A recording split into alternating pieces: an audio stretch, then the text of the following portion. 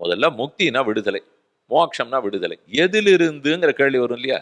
விடுதலைனாலே எது கட்டி வச்சிருக்கு, எதிலிருந்து விடுதலை? இது சொன்னாத்தானே விடுதலைக்கு அர்த்தம். கர்மம் கட்டி வச்சிருக்கு, சரீரம் கட்டுப்பட்டிருக்கும். சம்சாரத்துல திரும்ப திரும்ப ஜனன மரணம்ங்கிறது சுத்தி வருது. புனரபி ஜனனம், புனரபி மரணம், புனரபி ஜனனி ஜடரே சயனம். ஆதிசங்கர பகவத்பாதர் ஒளி செய்யும் போது புனரபி ஜனனம், திரும்ப திரும்ப பிறக்கிறேன், திரும்ப திரும்ப மறிக்கிறேன். இதுக்கு குறுக்க தேவர்கள் வேற அமுதத்தை வாங்கி சாப்பிட்டுட்டு இனிமே எங்களுக்கு மரணமே இல்லை அமரத்துவம்னால் அதை பார்த்து நமக்கு ஆசை வந்துடும். நமக்கு அமுதம்லாம் கிடைச்சதுன்னா நல்லா இருக்கும், கொஞ்ச நாள் போய் சொர்க்கலோகத்துல இருந்து திருப்தியா சுத்தி பார்த்துட்டு நாட்டு கச்சேரி பாட்டு கச்சேரி எல்லாம் கேட்டுட்டு அப்புறம் இங்கே தான் வரணும். அங்கிருந்து யாரான மோட்சம் போகலாம்னா நினைக்காதீங்க.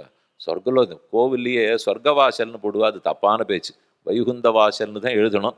அது தெரியாம ஏதோ பெருமாள் சொர்க்கவாசல் மிதிக்கிறார், நீ போய் சொர்க்கவாசல் மிதிக்கியான்னு. அதுக்கு மிதிக்கணும், நான் சொர்க்க வணங்கினியானான்னு கேட்கணும். அதுக்கு மேல சொர்க்கவாசல் அது சொர்க்கவாசலான்னு மிதிக்கிறோம்னு சொல்லிட்டு போட்டோம்.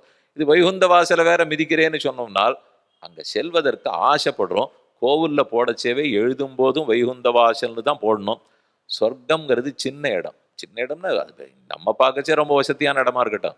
ஆனா வைகுந்தம்ங்கிற மோட்சானந்தத்தோடு ஒப்பிடும்போது ஆழ்வார் பாசுரத்தில் சொல்லும்போது பச்சமா மலபோல் மேனி இந்திர லோகமாளும் அச்சுவை பெருணும் வேண்டேன் அரங்கமான் அருளானே.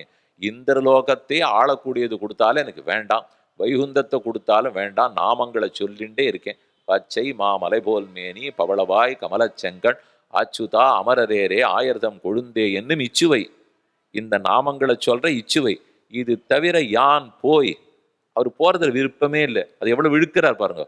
இது தவிர யான் போய் அச்சுவை வேண்டவே வேண்டானா பெருணும் வேண்டேன் அரங்கமான அருளானே. இந்த சுவை இங்கேயே அனுபவிச்சுவேன்னு சொல்லியிருக்கணும்னால் அதுதான் அந்த சுவைக்கே உண்டான ஏற்றம். நல்ல விடுதலைன்னா எதிலிருந்து? சம்சாரத்திலிருந்து, ஜனன மரணத்திலிருந்து விடுதலை, சரீர சம்பந்தம் பிரகிருதி சம்பந்தத்திலிருந்து விடுதலை, கர்மங்கள்ல இருந்து விடுதலை. இது விடுதலை.